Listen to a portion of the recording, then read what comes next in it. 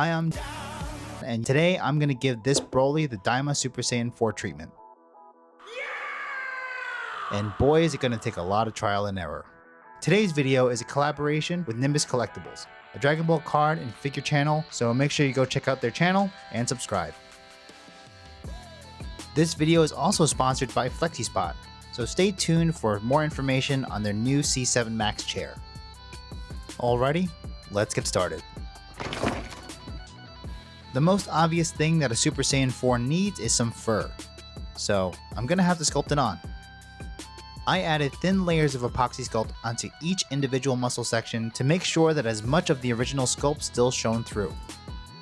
I also wanted Broly to be a little bit more unique, so to do that, I avoided sculpting over his scars.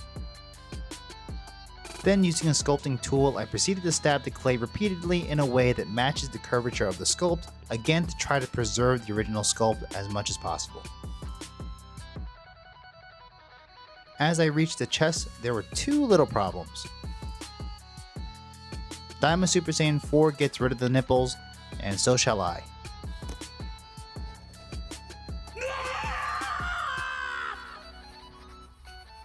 Once his pectorals were completely smooth, I got back to work on adding fur to the rest of his body.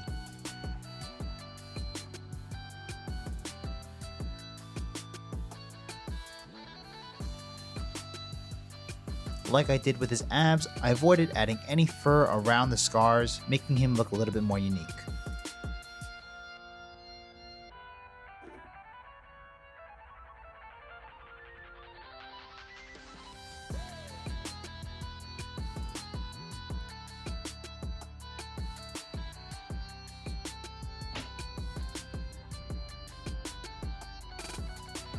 Next, I had to figure out the giant hand situation, another staple of the Daima Super Saiyan 4 form. After some brainstorming, I suddenly remembered that I had some giant hands I could use, a set of hands from my SH Figuarts Great Ape Vegeta custom. They seem to match pretty well at first glance, and I'm definitely not going to use these hands themselves, so time to make a mold.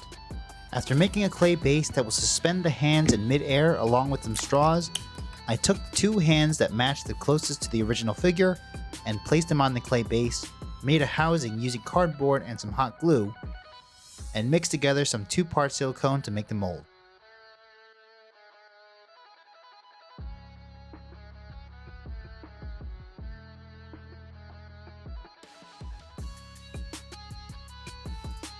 While that cures, let's jump to the last big hurdle, which is the hair. That's where this guy comes in. This is a bootleg Super Saiyan 4 Z Broly Nimbus Collectibles wanted me to use as a sacrifice, and I'll be chopping up this guy's hair to use on my own Super Saiyan 4 since Super Broly's hair is a little bit more voluminous, but I had to take it apart to see exactly how to cut it up. We definitely want to use these little spikes here that hang over his shoulders, so to make room for them I had to cut off these little bitty hair spikes. Then I drilled some holes into both ends of the hair and inserted some armature wire for some more secure placement and positioned them to fit around Broly's massive shoulders. Next, I wanted to add some more volume to the back of his hair, so I started to cut off some of the spikes, but my regular hobby knife just wasn't cutting it. So I brought in the hot knife to make things a little easier. Then I cut the back of the bootleg hair in a place that I thought would best fit in the newly created gap that I made, and on top of his back muscles. Then I did a test fitting and voila, it fits. Then I drilled some holes and secured it using some armature wire and for the first time, a lot of hot glue.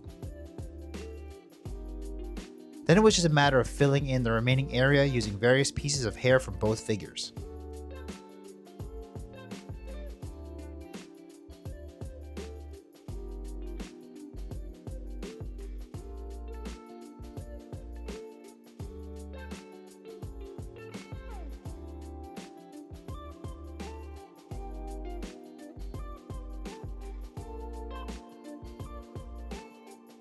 Once I was satisfied with all of the hair placement, I filled in the remaining gaps with some epoxy sculpt.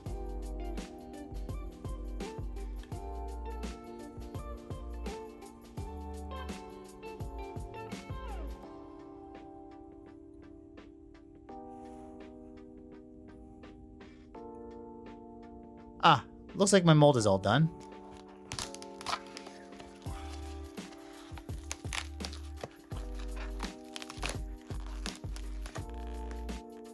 After removing the original hands from the mold, it's time to make some new ones using some quick cure resin.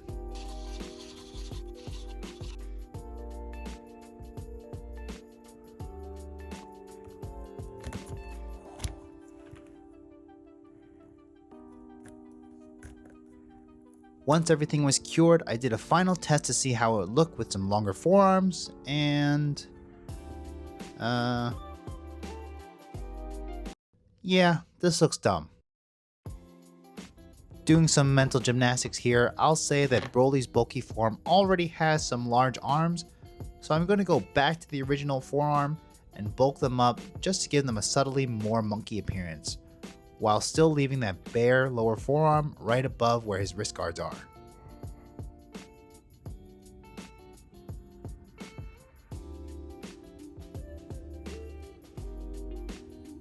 Just have to add a little bit of texture here and we're done with the arms. Next, I'm going to go back to Booty Broly to use his tail. My initial plan is to have the tail go through his tights but keep Ba's ear intact. So I gotta take this off, drill a hole into Broly's bro hole and into the tail, and use some armature wire as a new peg.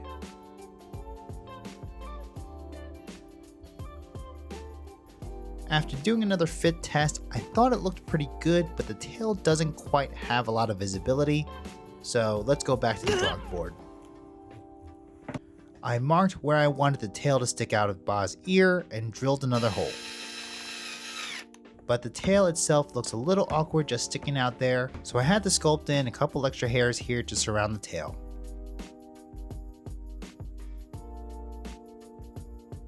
While we wait for this epoxy putty to dry, let's talk about today's sponsor, Flexispot.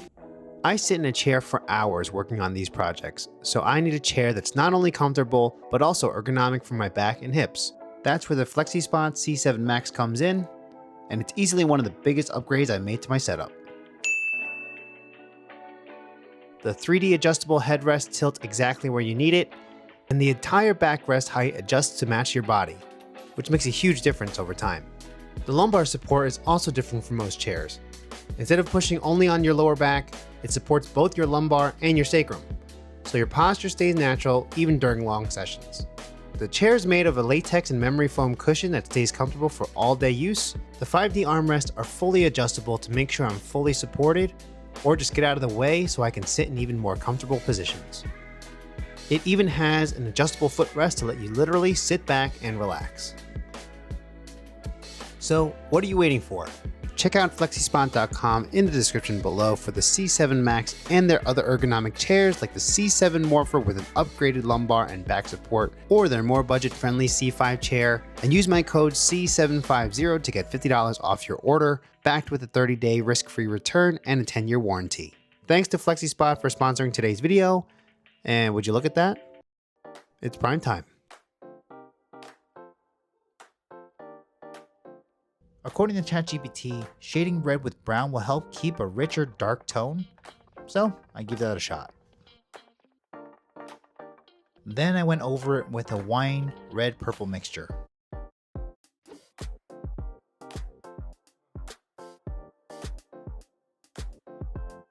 I originally wanted to leave his tights alone, but unfortunately there was some paint damage, so I had to repaint it. I did a shading layer in black in all the muscle crevices, and it's sort of a shame that it's covered by the ear because this guy looks absolutely shredded. Then I went over it with some purple, one of my favorite colors from the Gallery primary color line. I started the interior of Ba's ear with some flesh color.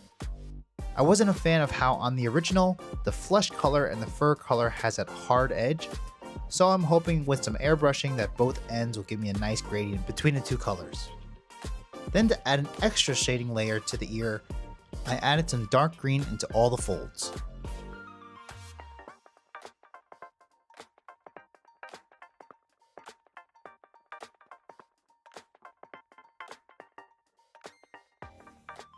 Then I added a blending layer to the entire thing in a slightly darker green so it would leave some room for me to dry brush the raised fur sculpt.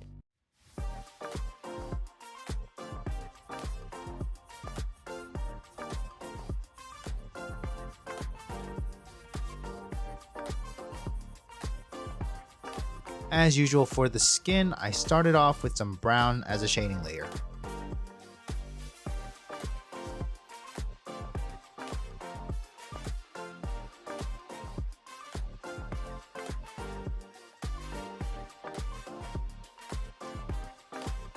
Then I went over it with some diluted Vallejo Sunny Skin Tone.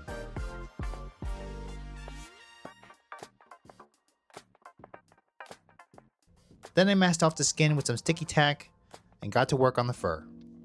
I went pretty heavy with the base coat because the paint would just not go into the deeper grooves that I sculpted in earlier, and if I kept going like this, I definitely would have run out of paint before this project was over, so I decided to just prime the entire fur black so the recesses wouldn't stick out. Then I repainted the entire fur with a few coats of that same red.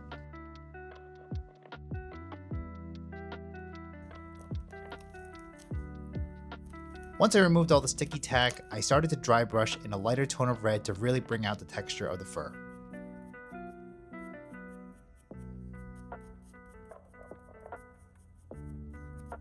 I had to do some touch-ups on all the edges of the fur, and once that was done, I painted in all of the scars.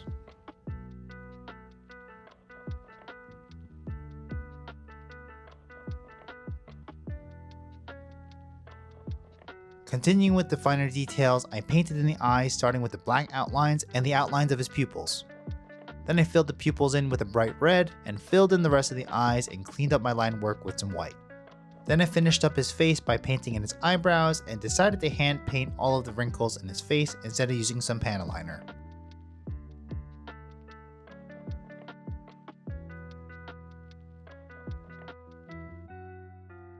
But I did use some in his ear to give it some subtle shading.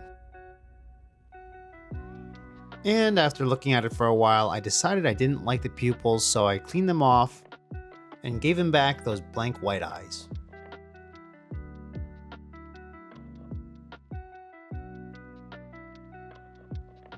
Then to finish it up, I gave the whole figure a matte clear coat to protect the paint. And all that was left to do was to put it back together.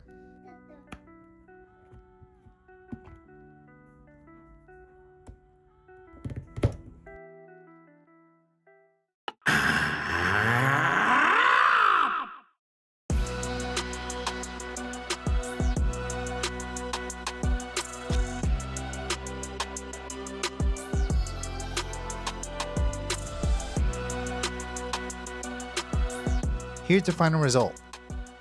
Let me know what you think in the comments.